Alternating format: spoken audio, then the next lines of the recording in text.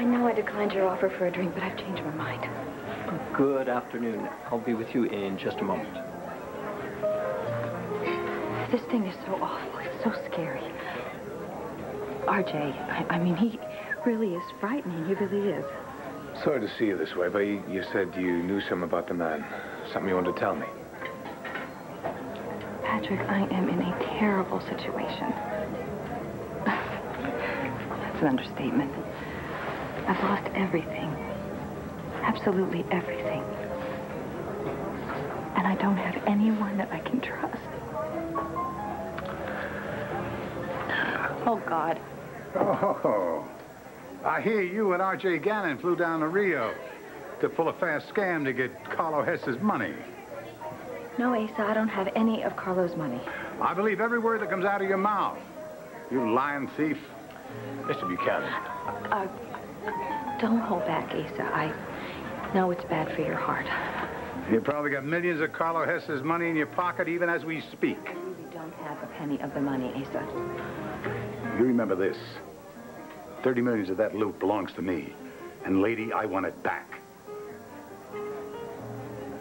Andy's checking on what's going on in the courtroom right now. We've got a lot to do, folks. We don't have a lot of time to do it. Well, what do you need, Commissioner? I need Antonio's files, everything on his case. Don't worry about duplication of information. Just bring me everything. That chalkboard that's in Walsh's office, I want that brought in here. Benny, the name of that forger that Hester used. Ben Henkel? Yes. Yeah, he's on Ice and Connie. Let's get him here ASAP. Okay. You have a lead that could help Antonio? It's just a hunch right now. But there's just something about the passports. Things are going to get real rocky for Antonio up there in the courtroom. D.A. Gannon is ready to do a job on him. If we don't come up with some evidence that supports reasonable doubt, that jury's going to come back with a guilty verdict. But he's innocent. Yeah, well, knowing that and proving it, those are two different things. It's like I said before, we're running out of time here, folks.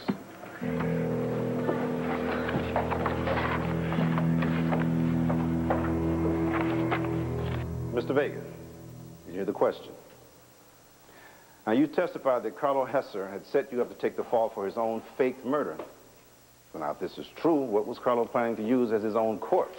I object to this line of questioning, Your Honor. Mr. Gannon is asking the defendant to speculate on the plans of a dead man. Exactly what was in Carlo Hesser's mind is certainly beyond the scope of Mr. Vega's knowledge. Your Honor, the defense has portrayed Carlo Hesser as having this elaborately detailed plan to frame Mr. Vega for this murder. Now, it seems to me that a body would be an essential component to such a plan. And if Mr. Vega has been able to speculate so lavishly thus far, then it seems reasonable that he'd be able to guess at this last, most compelling detail.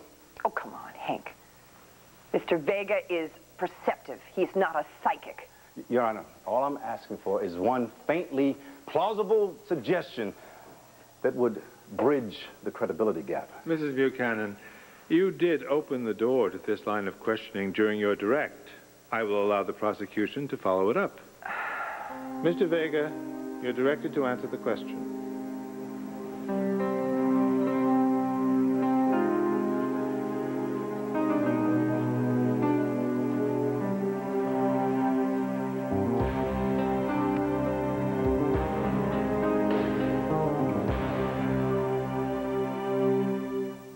Sorry you feel so bitter and vindictive, Asa. I am not letting you off the hook, Alex, till I get my damn money back. Patrick, I was right in the first place. This restaurant is just entirely too crowded. Perhaps we should continue our conversation upstairs in my room. Watch your valuables, Patrick, and do not let her get in your pockets.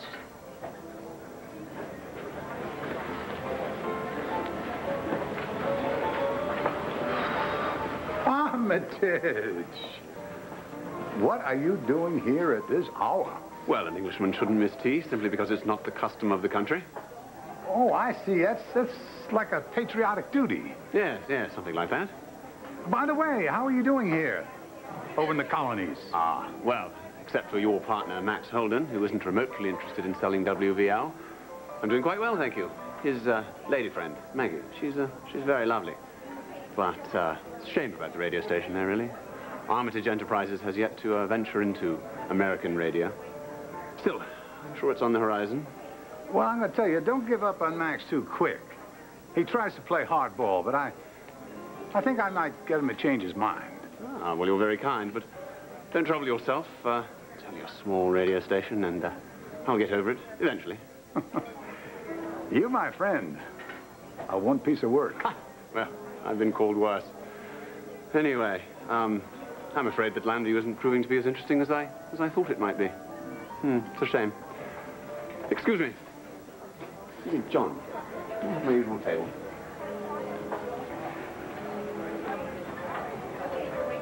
Oh. Ugh. You must be exhausted. Not that I ever want you to stop, ever. No, I'm not tired at all. Oh, gosh. Your muscles sure were tight. Do you feel any better? Oh, I feel perfect. You are perfect. Actually, you know what? That's probably all that I can take today. Well, I'm just getting warmed up.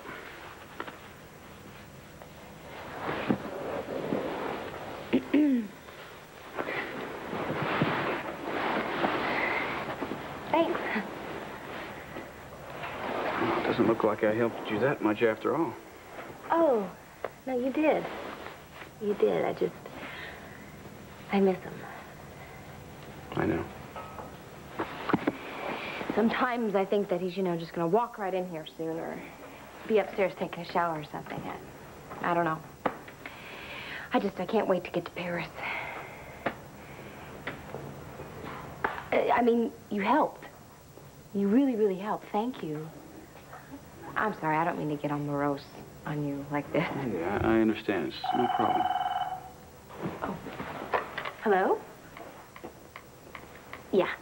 Yeah, he's right here. It's your grandfather. Oh. Hey, Grandpa. Drew, do you remember that little job I wanted you to do? Which, You know, about getting close to Eon Armitage. Oh, yeah, I remember. Well, I want you to get on it right now. He's at the Palace Hotel in the restaurant. Okay, but how do I go about this? Drew, just meet him accident-like, have a nice chat. But get him intrigued by the goings-on of Buchanan Enterprises. That Armitage money is too useful to leave this town. And I would like you here in 5 minutes. Okay, but... What's the matter? That was my granddad. He wants me to get close to that Armitage guy. Remember the one that we met? Yeah. Except I don't have the foggiest idea how to just hang out with him. It's easy. Fake it. Gee, why didn't I think of that? You fooled the whole town when you arrived. Kel, that was different. Oh, yeah. Okay, it's much easier to fool the whole family than to pull the cashmere over a complete stranger's eyes. Look, this is a cakewalk, okay?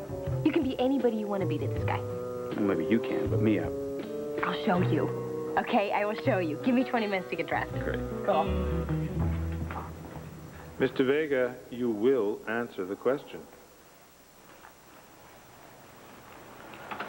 I have no idea what Carlo was planning on doing for a corpse. Maybe he didn't think that far ahead. I see. Well, then, Mr. Vega, would you please explain for us, since you've done such a fine job of speculating so far, why Carlo Hesse would go to these lengths? I mean, and yet he would overlook the one very necessary detail of a dead body. Oh, objection. Asked and answered. Your Honor, the defendant has been invited to theorize at great lengths, and I'm just asking him to theorize a little more to the logical conclusion of his hypotheses. Overruled. Mr. Vega? I don't know. Maybe he wanted me to suffer through the police investigation. Maybe the ultimate payoff wasn't that big of a deal since he wasn't going to be sticking around anyway. Maybe he wanted you to make legal history by reaching a conviction without a body. Don't push it, Antonio. So, Carlo Hesse really had it in for you. If it would have got me busted, he would have cut off his right arm and mailed it to you. But, Mr. Vega, we don't have Carlo's right arm. What we have is Carlo's fully intact corpse with a bullet hole right through the middle of the brain. I didn't kill anybody. Okay, Mr. Vega. The presumption of innocence is your birthright as an American. But so much is troubling in this case, Mr. Vega. For example, this second shirt. Why was it never found? The second shirt was found. That was the one that was planted in my closet. The first shirt and only shirt I ever wore, I gave to Goodwill. And does Goodwill have it? If they did, we'd probably wave it at you. Somebody must have bought it. I see. But we don't have that someone to show us that first unbloodied, unburned shirt, do we? No, see, what we have is its identical twin, the one that was found in your closet, Mr. Vega, the one that did have Carlo Hesser's blood on it, the one that you did burn down to his last fragment. Objection, Your Honor. This is not cross-examination, it's lecturing. Sustained. Move on, Mr. Gannon. Yes, Your Honor. Fine, then let's leave the willful destruction of evidence for a later discussion. And instead, let's turn to how your palm print, Mr. Vega, was the only identifiable print on the gun that killed Carlo Hesser.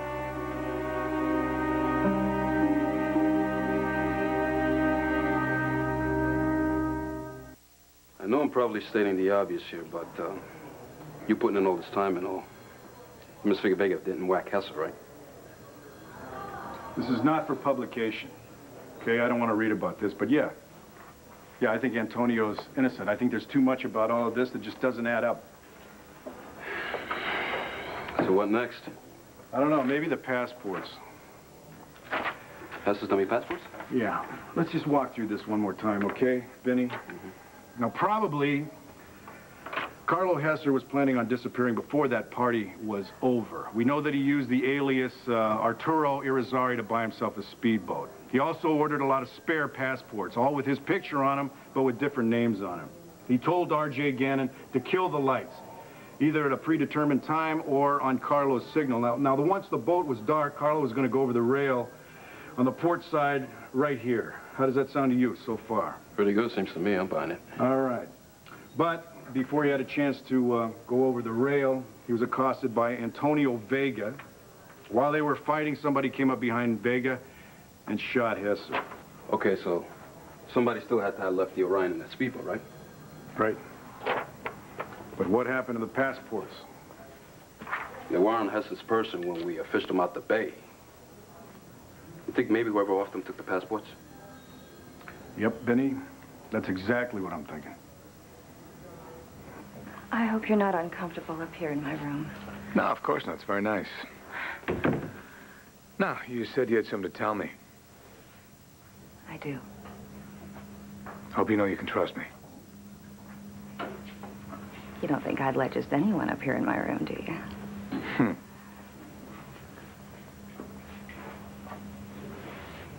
Look what my life's been reduced to. Just a shabby little hotel room. Well, this is hardly shabby.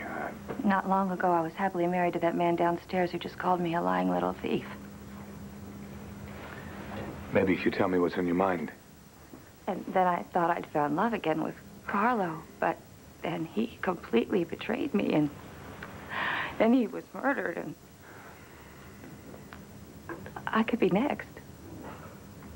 I know you're afraid of R.J., but what makes you so sure that R.J. killed Carlo? I will help you in any way that I can, but you need to tell me what you think, all right? Can I really trust you, Patrick?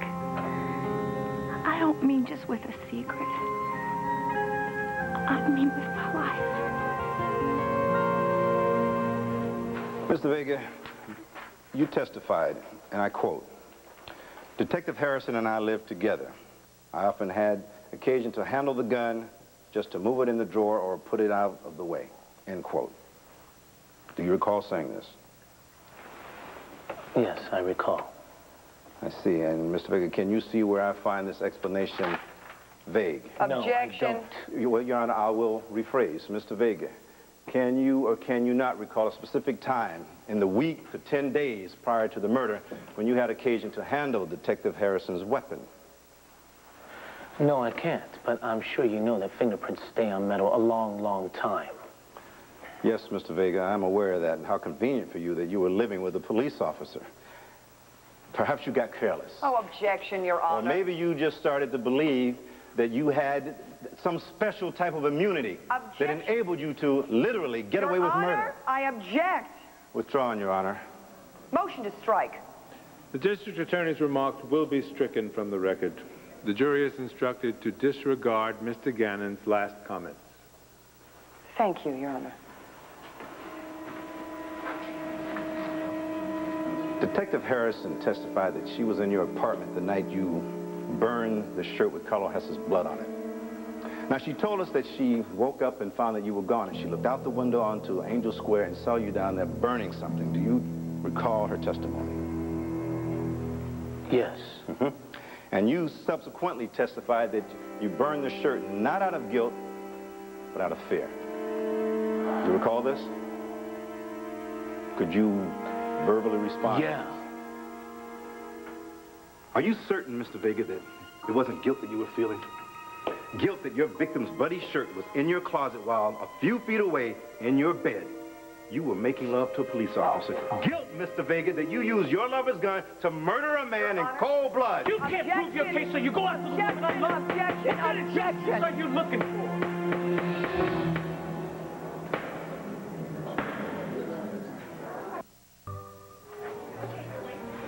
If I knew where she was, I wouldn't be paying you to find her, now would I? Just find Maggie Carpenter tonight. Now relax, remember what I told you, and follow my lead. To the ends of the earth. Ian. Hello. We met the other day. Yes, yes. Now, call me soon. Yes, yes. Miss Hi. Kramer, wasn't it? Still is. Yes, Drew Buchanan, right? Yes, how are you?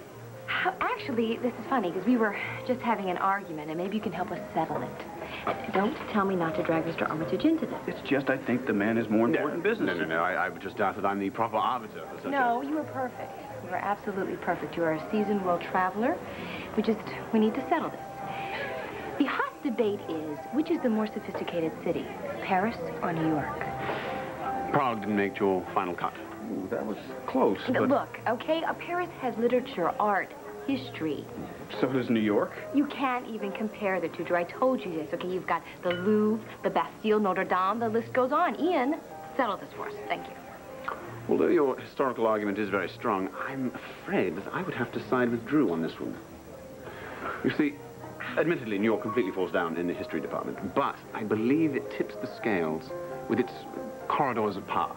That's what I was telling Kelly exactly. Yes. After all, what is sophistication without power? Sophistry. Yes. I'm sorry, very rude. Would you care to join me? Sure. Thank you. Well, the whole thing is less and less to do with geography anyway. I mean, the World Wide Web makes the idea that urban centers are the only places that matter outdated. This is quite right. Yeah, well, hey, these days, you can rule the world right here from landing. Whoever controls the most media wins. Yes, that's very astute. Yeah. I'm just a hick from rural Tennessee. But you don't hang around Buchanan Enterprises and not learn a thing or two. I would imagine not, but certainly about oil, anyway. Oh, wait a minute. Now, A.C. Buchanan's about more than just oil. Don't let him fool you. He likes to come across as this good old boy from Sweetwater, Texas, but that's just a smokescreen. He's as shrewd as anybody when it comes to making money. Is your grandfather blazing a new trail? Every minute of every day. Are you two in a hurry? May I interest you in a drink? As a chaser for high tea? Well, I was actually just about to order some champagne, and I would be very happy if you would join me. Excuse me, John. Yes, Mr. Armitage. The champagne we had yesterday. Oh, yes. Can we get another bottle? Certainly. Thank you very much.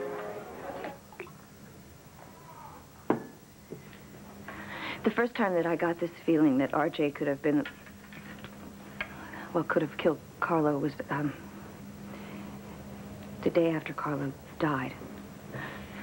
I was in shock, and I wanted to go over to his suite. I wanted to touch his clothes, sit in his chair, lie on his sofa. When I got there, R.J. was there.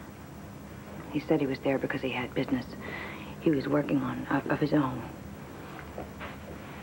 I'm quite sure that he was there to take over Carlo's business affairs. I had been sure that he was stealing from Carlo ever since Carlo was ill and felt that he was going to die. So now, with Carlo really dead,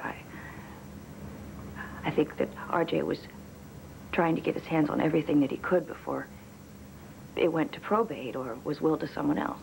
So you're saying... I'm saying that if the police will just follow this money trail, they will find RJ at the end of it. I am positive that RJ stole the power of attorney from Cassie and Kevin. As a matter of fact, if you would help me, I'm sure I could prove it. Really? How's that? I'm sure that RJ keeps all of his things, all of his kind of evidence in a safe, and he has a safe at Club Indigo. I just happen to know the combination to that safe. Well, that's a nice bit of information. How'd you get a hold of that? Don't ask. So, we have to find a way to get into Club Indigo without RJ becoming suspicious. I'm sorry, I know I'm not from this country or anything, but it's still breaking and entering, and that's against the law, is it not? Well, yes. But it's making me crazy that RJ's getting away with murder. And we have to find some way to help poor Antonio Vega. Your Honor, the district attorney is deliberately and unconscionably trying to bait the witness. I'm conducting a cross-examination. Sit down. All of you.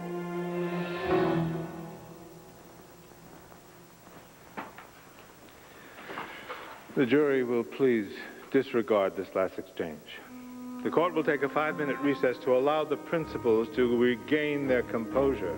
Mr. Vega, you may step down during the break. All rise.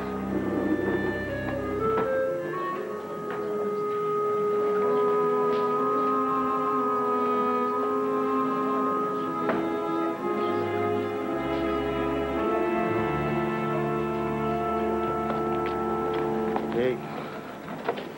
Tough day, huh? Please. So, how do you think Antonio's doing? I'm sure you can infer that, Kevin.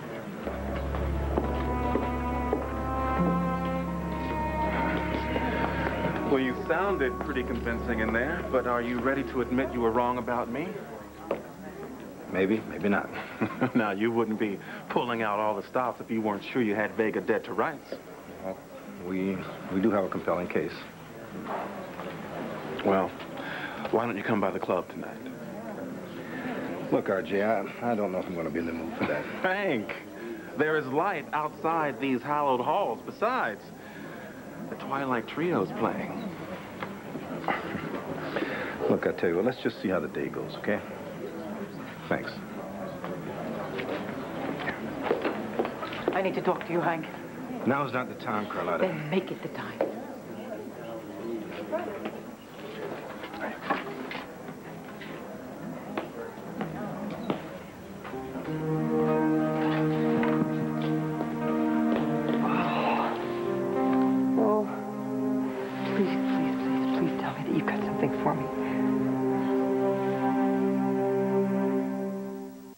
Something came up. It's nothing solid yet, but I got to get back to it. I just wanted to tell you, hang in, honey, okay? Hang in. All right, excuse me. Andy, I can use your help. Come with me, okay? Sure. Yeah, What was that about? Bo was just telling me that he's going to make sure he follows up on every lead. Still. You call this upholding the law? Trying to turn my son into a villain before the eyes of his own community while you withhold evidence that points to your own family? Oh, I guess you would rather just prosecute a man who risked his life time and time again working for you and for your system of justice rather than take the risk of exposing your own brother's crimes. What kind of justice is this, Mr. Gannon? I have devoted my entire life to justice. My brother has nothing to do with this. So is that don't why tell you me... try to make points with the jury, trying to provoke an innocent man to lose his temper? Oh, and how could you dare? How could you dare to bring his relationship with Andy into this? What justice is served by turning his love for her into something sordid and evil? What gives you the right to go into their bed? Look, I know that your son has already been... Yes, but he still works for you, trying to bring criminals into justice. Look, I know my son is innocent, and I believe that you know that too. And I tell you here and now, if you succeed with this charade and put Tonio back in jail for this crime that he did not commit, let it be on your soul forever. I am sorry if you and your family are suffering, but I do have a job to do.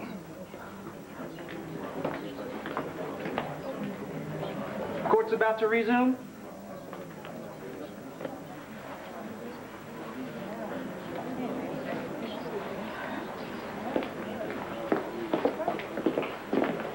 Hey, feeling any better? I didn't come all the way from New York to lose this case. I know, but it ain't over till it's over, right? Yeah. Hey, look, if you need to vent about anything, I'm available. After the trial, of course. Are you asking me on a date? Well, if I was, would you be saying yes? Why not? Come on. Got work to do. All rise. Court is back in session. Judge Carlo Vadi presiding. Be seated. Mr. Vega, will you please return to the stand? I trust everyone's had time to recover their professional demeanor. Mr. Gannon, excuse me, do you have any further questions for this witness? Yes, Your Honor, I just have a few more questions. Oh, please go on with them. This jury has been patient, and I do want this case to go to them tomorrow.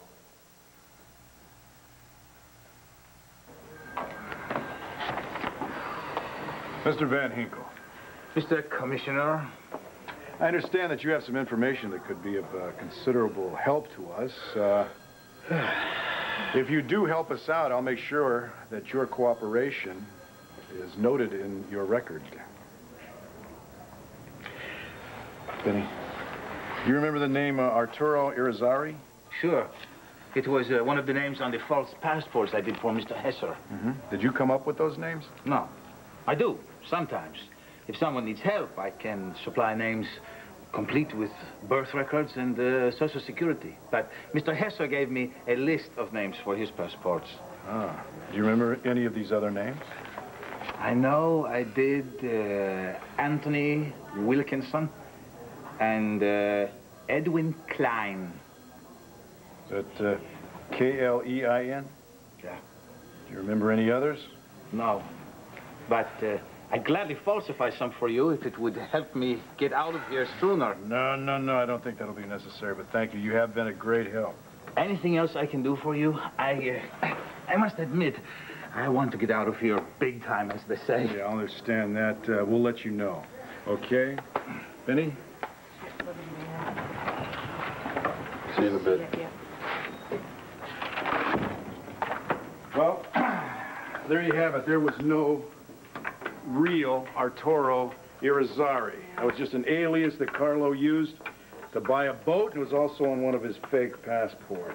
Oh, he must have been fond of the name. Yeah, you know what? I'll bet you that whoever killed Carlo was very fond of the name, too, because now they have a passport with that name on it. Hey, Linda? Yeah.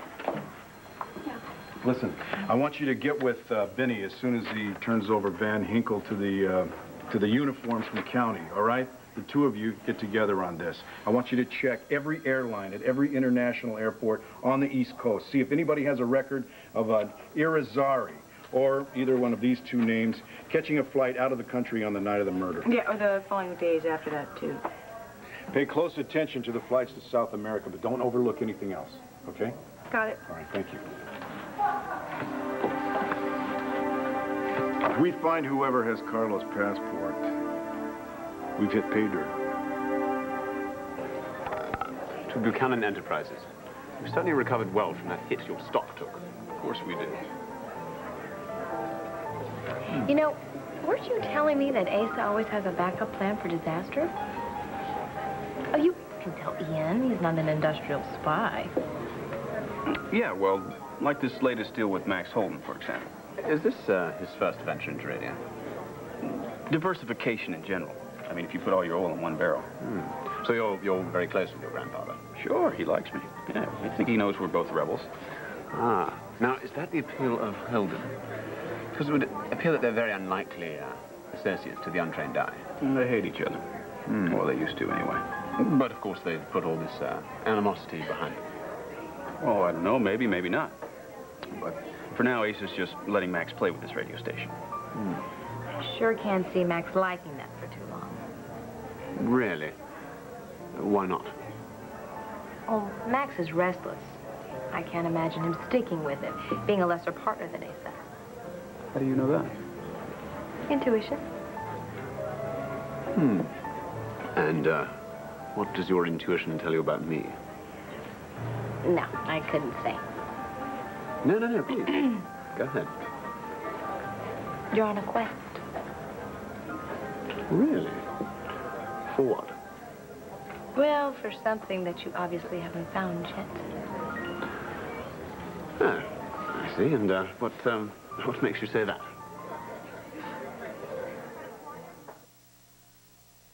I didn't mean to offend you. Oh, no, not at all, not at all. I am looking for something more, but aren't we all? Well, this has been quite a lovely visit. I don't know very many people here, and it was a pleasure to see you again. Well, I felt the same way when I came to town. But trust me, this place is fun. I mean, for a small town, there's plenty to do. Yes, I'm starting to agree with you. If only I could find a squash partner, and then life would be fine. Well, gee, I'm just learning the game. I mean, if you could put up with an inexperienced player, I can put up with being trounced by you every game. An easy mark. Excellent. Right, I shall check the country club schedule and be in touch. Okay. Miss Mellador, your charm and your intuition take my breath away. Thank you.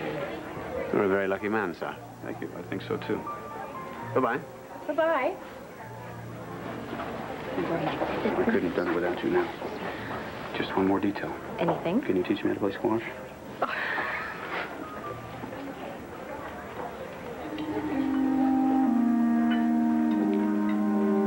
I found Maggie Carpenter. Excellent. Well, she's at a ski resort, the Mountain Sunset Inn.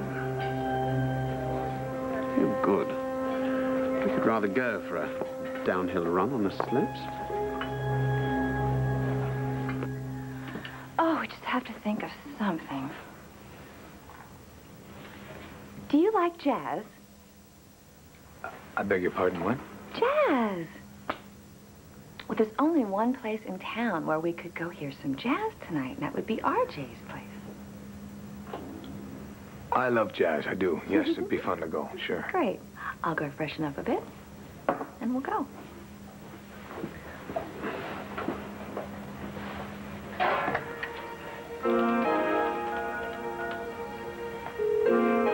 Buchanan? Hey, it's Patrick.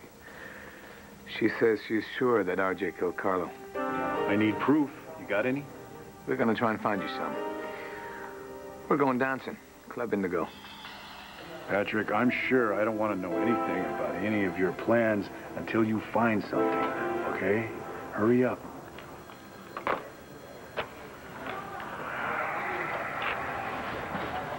So, Patrick doesn't know anything, does he?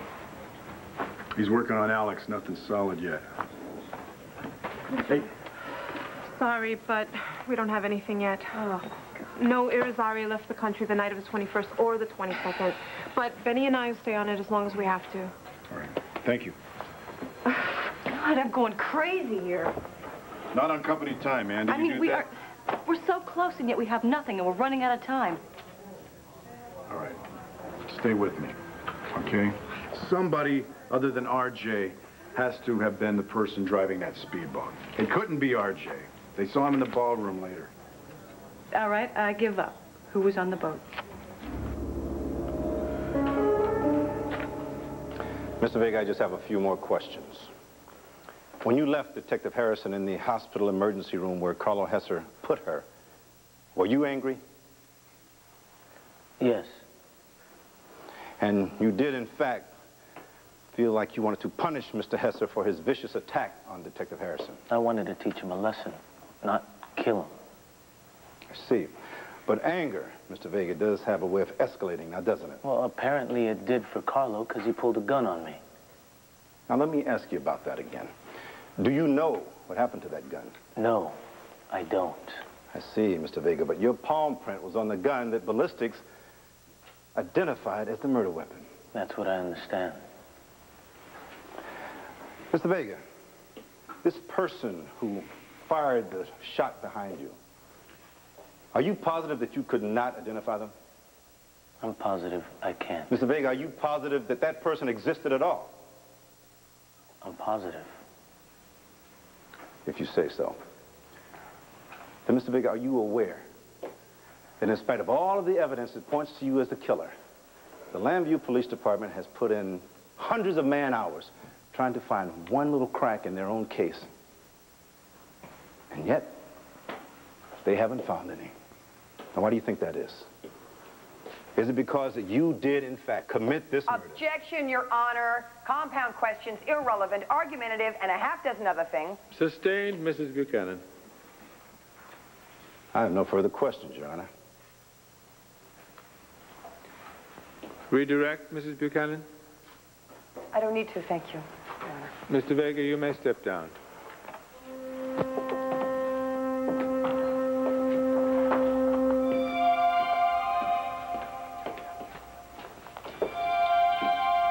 Does the defense rest? Not at this time.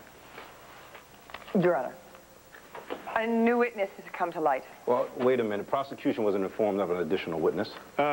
Counsel, approach.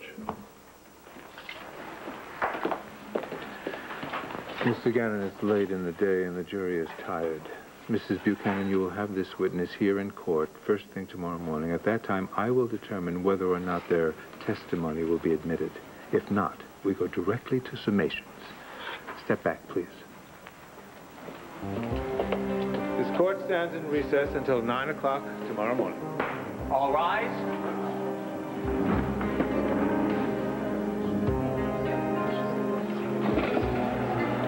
Hey, you did fine, Antonio. Look, I shouldn't have lost it like that. It's all right. Bo's got a lead on a new witness, so... Someone who can put an end to this and set Antonio free, I hope. It better be more than a lead. Whose side are you on Chris, anyway, huh? relax. Okay, Dale's right. We're gonna need, I don't know, what do we got, 15 hours? We got 15 hours to give this jury something new. Or I'm going to prison for the rest of my life.